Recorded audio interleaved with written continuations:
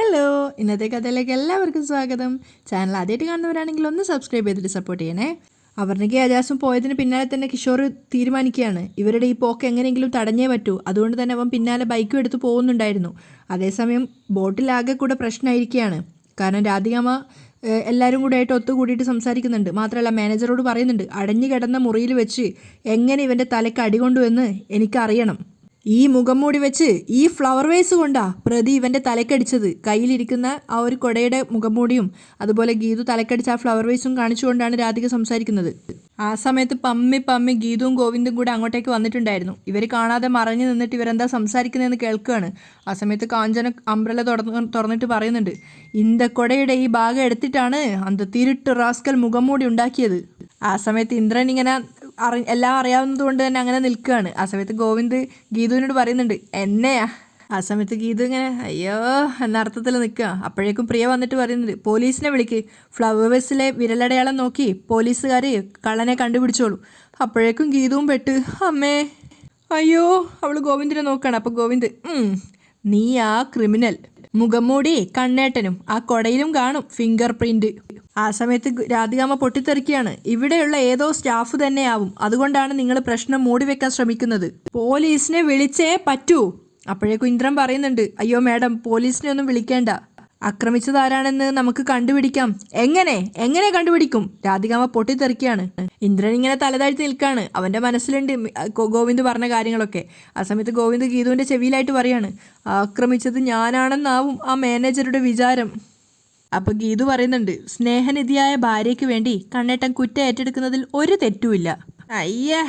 അപ്പോഴേക്കും രേഖ പറയുന്നുണ്ട്, അക്രമിയെ കണ്ടെത്താൻ ഒരു ബുദ്ധിമുട്ടുമില്ല. ഇവിടെ CCTV ക്യാമറ ഉണ്ടല്ലോ. ഞങ്ങളുടെ മുറിയിൽ ഒളിച്ചിരുന്ന് വരുണേട്ടനെ ആക്രമിച്ചത് ആരാണെന്ന് ഈസിയായി കണ്ടുപിടിക്കാൻ പറ്റും. അയ്യോ ഗീതു ആകെ കൂടി വഷളായി. അപ്പോൾ ഗോവിന്ദ് തമാശയാക്കുന്നുണ്ട്, നീ പെട്ടു.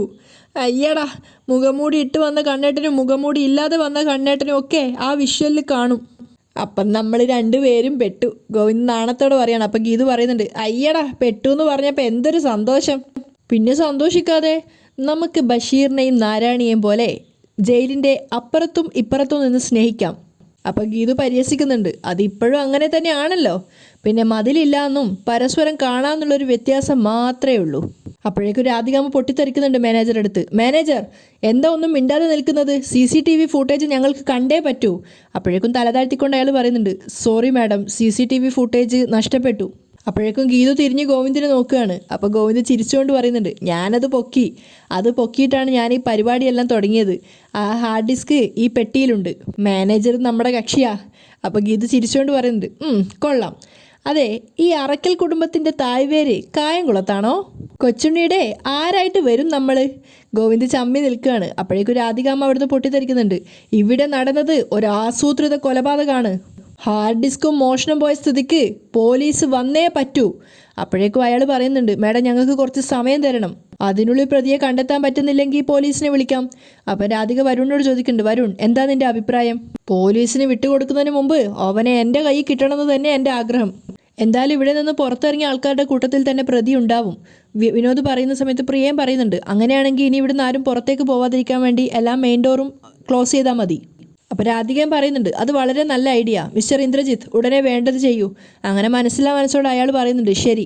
അപ്പോൾ പെട്ടെന്ന് തന്നെ ഗീതു ഗോവിന്ദനോട് പറയുന്നുണ്ട്, എങ്ങനെയെങ്കിലും പിന്നിലൂടെ രക്ഷപ്പെടാതിന് പകരം നമ്മൾ ഇവരുടെ സംസാരം കേട്ട് സമയം കളയണ്ട, വാ പോവാം. അപ്പോഴേക്കും ഇന്ദ്രജിത്ത് എല്ലാവരോടും പറയുന്നുണ്ട്, വേഗം പുറത്തേക്കുള്ള വാതിലൊക്കെ ലോക്ക് ചെയ്യേ. അത് കേട്ടതും ഗീതുവും ഗോവിന്ദും വേഗം മുറിയിലേക്ക് ഓടി രക്ഷപ്പെടുകയാണ്. എല്ലാവരും അവിടുന്ന് പോയപ്പോൾ വരുണ് രേഖയോട് ചോദിക്കുന്നുണ്ട്, ഇനി എൻ്റെ തലക്കടിച്ചതുമായിട്ട് ബന്ധപ്പെട്ട് നിനക്കെന്തെങ്കിലും? അപ്പം രേഖ പറയുന്നുണ്ട്, ഞാനതിന് ഉറങ്ങിയല്ലോ വരുണേട്ടാ. അല്ല, നീ പ്ലാൻ B തയ്യാറാക്കി വെച്ചിട്ടാണോ? നിൻ്റെ പാലിലെ മയക്ക് ഗുളിക പരിക്കാത്തത് കൊണ്ട് നീ പ്ലാൻ B തയ്യാറാക്കി വെച്ചിട്ടുണ്ടോ എന്നൊക്കെ ചോദിക്കുകയാണ്. അപ്പം രേഖ പറയുന്നുണ്ട്, എനിക്കൊന്നും അറിയില്ല വരുണേട്ടാ. പക്ഷെ ആ സമയത്ത് രേഖ ചിന്തിക്കുന്നുണ്ട്, എന്തായാലും ആ മുഖംമൂടിക്ക് 100 പുണ്യം കിട്ടും. എൻ്റെ സങ്കടം കണ്ട് കാവിലെ ഭഗവതി തന്നെ അവതരിച്ചതായിരിക്കും. മുറിയിലെത്തിയതും വെപ്രാളത്തോടെ ഗീതു പറയുന്നുണ്ട്, ഇനി നമ്മൾ എങ്ങനെ രക്ഷപ്പെടും? എല്ലാ എൻട്രൻസും അവർ ക്ലോസ് ചെയ്ത് കാണില്ലേ? അപ്പോൾ ഗോവിന്ദ് പറയാണ്, ഞാനൊരു സത്യം പറയട്ടെ, സത്യം പറഞ്ഞാൽ എങ്ങനെ മുങ്ങുന്ന എനിക്കും അറിയില്ല. അപ്പോൾ ഗോവിന്ദ് പറയാണ്, പല്ല് കടിച്ചു പിടിച്ചിട്ട് ഒരു കാര്യമില്ല, നീ ഇത്തിരി സ്നേഹത്തോടെ പെരുമാറ്, എങ്കിലേ ഐഡിയ വരൂ. സ്നേഹിക്കാൻ പറ്റിയ സമയവും പറ്റിയ മുതലും. നീ മുതലെന്ന് ഉദ്ദേശിച്ചത് എന്നെയല്ലേ? എടി, ഇത്രയും തങ്കപ്പെട്ടൊരു മനുഷ്യനെ നീ കണ്ടിട്ടില്ല, നീയല്ലേ കത്തിലെഴുതി വെച്ചത്? ആ ആ എഴുതി വെച്ചതിൽ ഞാനിപ്പോൾ ഖേദിക്കുന്നു. എങ്കിൽ ഞാൻ നിന്നെക്കുറിച്ച് പറഞ്ഞത് ഫുള്ള് കള്ളായിരുന്നു. നീ ഒരു രാക്ഷസിയാ, രാക്ഷസി. അതെ, അതുകൊണ്ട് തന്നെയാണ് നിങ്ങളെപ്പോലെ ഒരു രാക്ഷസൻ എൻ്റെ തലയിലായത്. ഗീതവും വിട്ടുകൊടുക്കുന്നില്ല. എങ്കിൽ ഞാനിവിടെ നിൽക്കുന്നില്ല, ഞാൻ പോവുക. ഗോവിന്ദ് കയ്യും മടക്കി കയറ്റി പോകുമ്പോഴേക്കും ഗീതു പിന്നീന്ന് വിളിച്ചു പറയുന്നുണ്ട്, ആ അങ്ങോട്ട് ചെന്ന് ചാടിക്കൊടുക്ക്, രാധികാമ്മ കോറിഡോറിൽ തന്നെ കാണും. ഗോവിന്ദ് പേടിച്ചിട്ട് ഗീതുവിനെ നോക്കുമ്പോൾ ഗീതു പറയുന്നുണ്ട്, പിന്നാലെ ഞാനും അങ്ങ് ഇറങ്ങി വരാം. അപ്പോൾ രാധികാമ്മ ചോദിക്കും, കണ്ണാ നീയും ഇവളും കൂടി എന്നെയും പ്രിയമോളെയും ചതിച്ചു അല്ലേ എന്ന് ചോദിക്കുമ്പോൾ കൃത്യമായിട്ട് അങ്ങ് മറുപടി പറഞ്ഞാൽ മതി. ഗോവിന്ദ് പേടിയോടെ വന്ന് അവിടെ ബെഡിലിരിക്കുകയാണ്. പേടിപ്പിക്കാതെടി, പേടിപ്പിക്കൊന്നും അല്ല. പോലീസ് വന്നാൽ എല്ലാ റൂമും പരിശോധിക്കും, നമ്മുടെ കള്ളത്തരവും പൊളിയും. അതിനു മുമ്പേ പിടി കൊടുക്കുന്നതാ നല്ലത്. അപ്പോൾ ഗോവിന്ദ് പറയുന്നുണ്ട്, പോലീസൊന്നും വരാതെ ഇന്ദ്രൻ നോക്കിക്കോളും. ഏത് ഇന്ദ്രൻ? ഈ ഹോട്ടലിൻ്റെ മാനേജർ. അതൊന്നും അല്ല, അജാസിൻ്റെ ഫ്രണ്ട് ഇന്ദ്രജിത്ത്. ആ അജാസ് ഒരു വഴി കാണും. ഈ ട്രിപ്പ് കഴിഞ്ഞാലേ നമ്മൾ പ്രിയമോളുടെയും രാധികാമ്മയുടെയും തെറ്റിദ്ധാരണ മാറ്റി പ്രിയമോളുടെ എല്ലാം തുറന്നു പറയും. എങ്കിൽ പിന്നെ അത് ഇപ്പോഴേ ആയിക്കൂടെ? അത് ഇപ്പം നമ്മൾ രണ്ടുപേരും അവരുടെ മുമ്പിൽ ചെന്ന് ചാടിയ അത് നീ പറഞ്ഞ പോലെ മഹാനാണക്കേടാണ്. നമ്മൾ ആക്രാന്തം മൂത്ത് ഒളിച്ചോടിയതാണെന്ന് അവർ കരുതില്ലേ? അപ്പോഴേക്കും ഗീതവും ചമ്മലോട് ഓർക്കുകയാണ്, അയ്യേ അതിലും ഭേദം വല്ല വിഷവും കഴിച്ച് ചാവുന്നതാ. പക്ഷേ രക്ഷപ്പെടാൻ ഒരു അറ്റകൈ പ്രയോഗമുണ്ട്. എന്താ? ഈ ഹോട്ടലിൽ ഇന്നൊരു ബിസിനസ്സുകാരെ സംസാരിക്കാൻ വേണ്ടി അജാസ് വരുമെന്ന് പറഞ്ഞിരുന്നു. ഇവിടുത്തെ പ്രശ്നങ്ങളൊന്നും അറിയാതെ അജാസ് അവിടുന്ന് തിരിച്ചു കാണും. രക്ഷപ്പെടാൻ നമുക്ക് അജാസിൻ്റെ സഹായം തേടാം. അയ്യോ, അപ്പോൾ കണ്ണേട്ടൻ്റെ ആക്രാന്തം ഇക്കൊക്കെ മനസ്സിലാവില്ലേ? അപ്പോൾ ഗോവിന്ദ് ചമ്മലോട് പറയുന്നുണ്ട്, എന്നെ ഒറ്റപ്പെടുത്തണ്ട. നമ്മൾ രണ്ടുപേരും കൂടി ട്രിപ്പ് പ്ലാൻ ചെയ്ത കാര്യം ഞാൻ അജാസിനോട് നേരത്തെ പറഞ്ഞിരുന്നു. ഓ വളരെ സന്തോഷം. എനിക്കയുടെ മുഖത്തേക്ക് നോക്കേ വേണ്ടല്ലോ. കണ്ണേട്ടനെ ഞാൻ ഉദ്ദേശിച്ചതിലും വളരെ നല്ല മനുഷ്യനാ. അജാസും അവർണികയും കൂടി കാറിൽ സഞ്ചരിക്കുമ്പോഴാണ് ഗോവിന്ദിൻ്റെ കോൾ വരുന്നത്. അപ്പോൾ അവർണികയോട് കോൾ എടുത്തിട്ട് സ്പീക്കറിലിടാൻ പറയാണ് അജാസ്. ആ സമയത്ത് ഗോവിന്ദ് പറയുന്നുണ്ട്, അജാസ് ഇവിടെ ഒരു പ്രശ്നമുണ്ട്, ഞങ്ങൾ അങ്ങോട്ടേക്ക് വരികയാണ്. പ്രശ്നമൊക്കെ നമുക്ക് പരിഹരിക്കാന്നേ. നമ്മുടെ പ്ലാനിൽ ഇൻവോൾവ് ചെയ്യാൻ അവർണികയ്ക്കും താല്പര്യമുണ്ടെന്ന് പറഞ്ഞു. പിന്നെ ടൗൺഷിപ്പ് പ്ലാനിൽ എന്ത് പ്രശ്നം ഉണ്ടായാലും എളുപ്പത്തിൽ പരിഹരിക്കാനാവും. ബാക്കി നമുക്ക് നേരിട്ട് സംസാരിക്കാം. അപ്പോഴേക്കും ഗോവിന്ദ് പറയാണ്, എൻ്റെ അജാസെ ഞാൻ പറയുന്നതൊന്ന് കേക്ക്. ഞാനും ഗീതു ഇവിടെ പെട്ടിരിക്കുക. അത് കേട്ടത് അജാസും അവർണികയെ ഞെട്ടുകയാണ്. പുറത്തിറങ്ങാൻ വയ്യാത്ത അവസ്ഥയിലാ. അപ്പോൾ അജാസ് ചോദിക്കുന്നുണ്ട്, അതെന്താ സർ? ഇവിടെ രാധികാമ്മയൊക്കെ എത്തിയിട്ടുണ്ട്. രാധികാമ്മേടോ? അതെങ്ങനെ? അജാസ് ഞെട്ടലോട് ചോദിക്കുകയാണ്. അപ്പോഴേക്കും രാധിക വന്ന കഥകൾ മൊത്തമായിട്ട് ഗോവിന്ദ് വിശദീകരിച്ച് പറഞ്ഞു കൊടുക്കുകയാണ്. ഗീതു രേഖയുടെ മുറിയിൽ പെട്ടതും വരുണ്ട തലക്കടിച്ചതും അവിടെ വെച്ചിട്ട് ഗോവിന്ദ് രക്ഷപ്പെടുത്തിയതും എല്ലാം പറഞ്ഞു കൊടുത്തിട്ടുണ്ടായിരുന്നു. അപ്പോൾ അജാസ് പറയുന്നുണ്ട്, ഞങ്ങൾ എത്രയും വേഗം എത്താം, നിങ്ങൾ അവിടെ തന്നെ നിൽക്ക്. തൽക്കാലം ആരുടെയും കണ്ണിൽ പെടാതിരിക്കാൻ ശ്രദ്ധിക്കേ. അപ്പം ഗോവിന്ദ് പറയുന്നുണ്ട്, എടോ നിങ്ങളങ്ങനെ വെറുതെ വന്നിട്ടൊന്നും കാര്യമില്ല, നിങ്ങൾ വരുന്നതിന് മുമ്പ് തന്നെ കുറച്ച് പ്ലാൻ തയ്യാറാക്കാൻ ശ്രമിക്കണം. അങ്ങനെ ഗോവിന്ദ് കുറച്ച് പ്ലാനുകൾ അവർണികയ്ക്കും അജാസിനും പറഞ്ഞു കൊടുക്കുകയാണ്. അത് കേട്ടപ്പോൾ അജാസ് പറയുന്നുണ്ട്, എല്ലാം ചെയ്യാം സാർ, പറഞ്ഞതുപോലെ തന്നെ ചെയ്യാം. ഓക്കെ, എല്ലാം പറഞ്ഞതുപോലെ തന്നെ ചെയ്തോ എന്ന് പറഞ്ഞ് കോൾ കെട്ടിയാണ്. അപ്പോൾ കോൾ കെട്ടായപ്പോൾ ഗീതു പേടിയോടെ വിളിക്കുന്നുണ്ട്, കണ്ണേട്ടാ ഒന്നുമില്ല, നീ പേടിക്കാതെ, അവരൊന്ന് ഇങ്ങ് എത്തിക്കോട്ടെ. അതേസമയം അജാസിനെ അവർണികയെ ഫോളോ ചെയ്തുകൊണ്ട് കിഷോറും പിന്നാലെ ബൈക്കിലുണ്ടായിരുന്നു. ആ സമയത്ത് അജാസ് അവർണികയോട് പറയുന്നുണ്ട്, അതെ അവിടുത്തെ മാനേജർ എൻ്റെ ഫ്രണ്ടാ, ഒന്ന് ഫോണിൽ വിളിച്ച് പറഞ്ഞേക്ക്. അവരവിടെ കാറ് നിർത്തിയിട്ട് ഫോൺ വിളിക്കുന്ന സമയത്ത് കിഷോർ വിചാരിക്കുന്നുണ്ട്, രണ്ടുപേരും എങ്ങോട്ട് പോയാലും ഞാൻ പൊക്കും, രണ്ടിനുട്ടും നല്ല പണിയും കൊടുക്കണം. അങ്ങനെ കോള് കട്ടായതിനു ശേഷം അജാസ് വീണ്ടും കാർ എടുക്കുകയാണ്. അവരെ പിന്തുടർന്നുകൊണ്ട് തന്നെ കിഷോറും പിന്നാലെ ഉണ്ടായിരുന്നു. അതേസമയം രാധികാമ്മ നമ്മുടെ കാഞ്ചനയോട് പറയുന്നുണ്ട്, ഓരോ ചുവടും വളരെ സൂക്ഷിച്ചുകൊണ്ട് വേണം മുന്നോട്ട് വെക്കാൻ. അപ്പം എന്ന് പറഞ്ഞുകൊണ്ട് കാഞ്ചന അവളുടെ പൊട്ട ബുദ്ധിക്ക് ഓരോ ചുവടും സൂക്ഷിച്ചു വെക്കാണ്. നീ എന്തേ കാണിക്കുന്നേ? അല്ല, ഓരോ ചുവടും സൂക്ഷിച്ചു വെക്കുകയായിരുന്നു. ഓ എടി മണ്ടി, വരുണിൻ്റെ തലക്കടിച്ച മുഖംമൂടിയെ കണ്ടെത്തുന്നതുവരെ സൂക്ഷിക്കണം എന്നാണ് ഞാൻ പറഞ്ഞത്. അവൻ പിടിയിലാവുന്നതുവരെ ഒരു സമാധാനം ഉണ്ടാവില്ല. അപ്പോൾ കാഞ്ചന പറയുന്നുണ്ട്, മാമി ഭയപ്പെട വേണ്ട, അന്ത കൊലകാരനെ പോലീസ് തൂക്കിയിടും. പോലീസ് നായ വന്നെന്ന് വെച്ചിക്കോ, അന്ത കൊടയെ സ്മെൽ ചെയ്ത് എളുപ്പം അവനെ പിടിച്ചിടും. വിഡ്ഢിയാണേലും നിനക്ക് ബുദ്ധിയുണ്ട്. പോലീസ് നായെ കൊണ്ടുവരാൻ SP വിളിച്ച് പറയട്ടെ. ആദ്യം റിസോർട്ടുകാർ പ്രതിയെ കണ്ടുപിടിക്കുമോ നോക്കട്ടെ എന്ന് പറഞ്ഞുകൊണ്ട് മുറിയിലേക്ക് കയറാൻ പോവുകയാണ്. പെട്ടെന്നാണ് ഓർമ്മ വന്നത് ഓപ്പോസിറ്റ് മുറിയിലുള്ള ആൾക്കാരുടെ കാര്യം. പെട്ടെന്ന് അങ്ങോട്ടേക്ക് തന്നെ നോക്കുകയാണ്. പുറത്ത് ഇത്രയും ബഹളം നടന്നിട്ടും ഈ റൂമിലുള്ള ദുൽഖർ സൽമാനും ഭാര്യയും ഇറങ്ങി വന്നില്ലല്ലോ. ഹണിമൂൺ താനേ, അവങ്ക പുറത്തിറങ്ങ മാട്ടെ. ഹണിമൂൺ മുടിച്ച് പുറത്തിറങ്ങിയെന്ന് വെച്ചുക്കോ, പിന്നെ അവങ്ക അകത്ത് കയറ മാട്ടെ. കാഞ്ചനയുടെ തനത് ശൈലിയിൽ കാഞ്ചന പറയാണ്.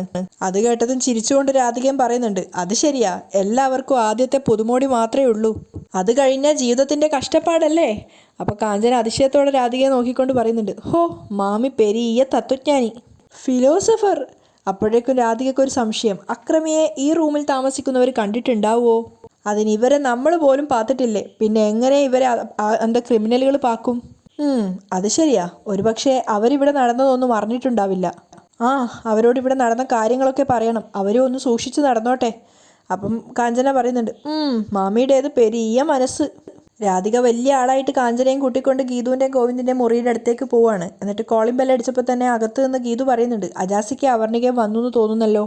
ഗീതു ആവേശത്തോടെ വാതിൽ തുറക്കാൻ പോയതും ഗോവിന്ദ് അവളുടെ കൈ കയറി പിടിക്കുകയാണ്, തുറക്കാൻ വരട്ടെ. എന്നിട്ട് അവൻ ആ മിററിലൂടെ ജസ്റ്റ് പുറത്തേക്ക് നോക്കുന്നുണ്ടായിരുന്നു. ആ സമയത്ത് ശരിക്കും അവൻ ഷോക്കായിട്ട് ബാക്കോട്ടേക്ക് പോവാണ്. കാരണം രാധികാമ്മയാണ് മുന്നിലുണ്ടായിരുന്നത്. ഗോവിന്ദിൻ്റെ ആ ഞെട്ടൽ കണ്ടതുകൊണ്ട് തന്നെ ഗീതുവും ചെന്ന് നോക്കുകയാണ്. പുറത്ത് രാധികാമ്മയെന്ന് കണ്ടത് ഗീതുവിൻ്റെ ശ്വാസം പോയി. അയ്യോ, ഇനി എന്ത് ചെയ്യും? എനിക്കറിയില്ല. ഗോവിന്ദും ആകെ അവശനായി. വീണ്ടും വീണ്ടും ബെല്ലടിച്ചുകൊണ്ടിരിക്കുകയാണ് വാതിൽ തുറക്കാത്തപ്പോൾ. ആ സമയത്ത് കാഞ്ചന പറയുന്നുണ്ട്, മാമി അവരിനി ഉറക്കായിരിക്കോ? സമയത്രയായില്ലേ, ഇനി ഉണരട്ടെ. രാധിക പറഞ്ഞിട്ട് വീണ്ടും ബെല്ലടിക്കുകയാണ്. അതേസമയം ഗീതു ഗോവിന്ദനോട് പറയുന്നുണ്ട്, കണ്ണേട്ടാ ഞാനൊരു അറ്റ കൈ പ്രയോഗിക്കുക. എന്തറ്റ കൈ? കണ്ടോ എന്ന് പറഞ്ഞുകൊണ്ട് ഗീതു പോയിട്ട് പുറത്ത് വാതിലിൻ്റെ അടുത്തായിട്ട് നിന്നിട്ട് കൈ വിരൽ വായിൽ വെച്ചുകൊണ്ട് ഇംഗ്ലീഷിലെന്ന പോലെ സംസാരിക്കുകയാണ്. ഹൂ ദ ഹെൽ, ആരും ശല്യപ്പെടുത്തരുതെന്ന് നമ്മൾ മാനേജറോട് പറഞ്ഞിട്ടുള്ളതല്ലേ? അപ്പോഴേക്കും അത് രാധികയും കാഞ്ചനയും കേൾക്കുന്നുണ്ടായിരുന്നു പുറത്തുനിന്ന്. കംപ്ലൈൻറ്റ് കൊടുക്കണം ഡാർലിങ്. ഗീതു ശബ്ദമൊക്കെ മാറ്റിയിട്ടാണ് പറയുന്നത്. അത് കേട്ടതും രാധിക ആകെ പരിങ്ങലിലായി. അയ്യോ എന്ത് ചെയ്യും? രാധിക കാഞ്ചനയോട് ചോദിക്കുന്നുണ്ട്. അപ്പോഴേക്കും ഗോവിന്ദനും ആവേശമായി. അവനും വായിൽ വിരലിട്ടുകൊണ്ട് പറയുന്നുണ്ട്, I will call the police.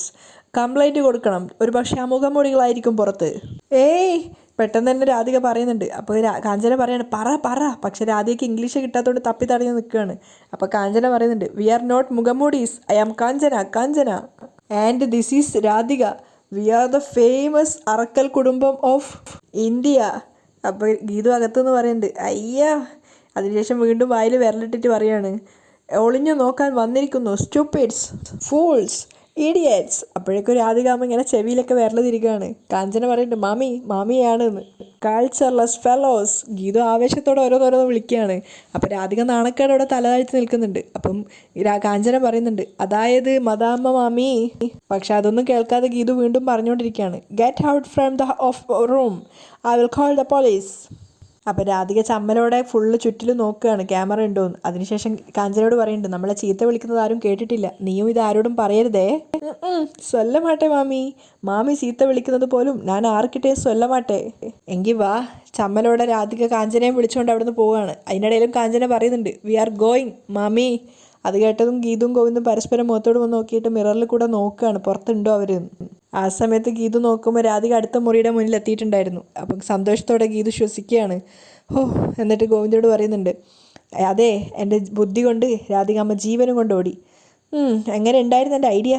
അപ്പം ഗോവിന്ദ് പറയുന്നുണ്ട്, ബുദ്ധിയൊക്കെ കൊള്ളാം, പക്ഷേ ഒരു സംശയം. അപ്പം ഗീതു ചിരിച്ചുകൊണ്ട് ചോദിക്കുന്നുണ്ട്, ഞാൻ ഈ മോശം വാക്കുകളൊക്കെ മനഃപൂർവ്വം വിളിച്ചതാണോ എന്നല്ലേ കണ്ണേട്ടൻ്റെ സംശയം?